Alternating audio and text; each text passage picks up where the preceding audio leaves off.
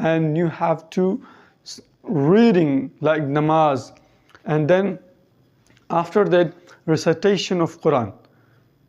When you will write any words with meaning, then you can understand. Exactly like this, Allah Ta'ala mentioned Quran Majid with translation.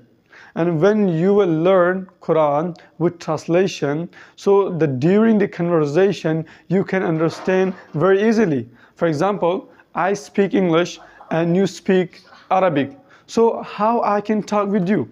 Because you can't understand me and I can't understand you. So how we can talk? First, you have to learn English and I have to learn Arabic.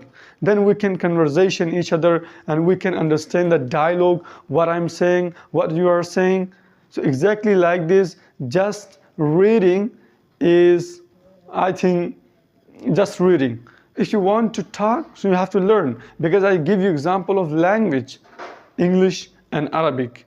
So like this, we have to learn, and you have to see any teacher, good teacher, learn Quran with translation, and inshallah when you will call and when you will talk with God, so I hope inshallah you will enjoy, you will feeling better inshallah. Thanks very much.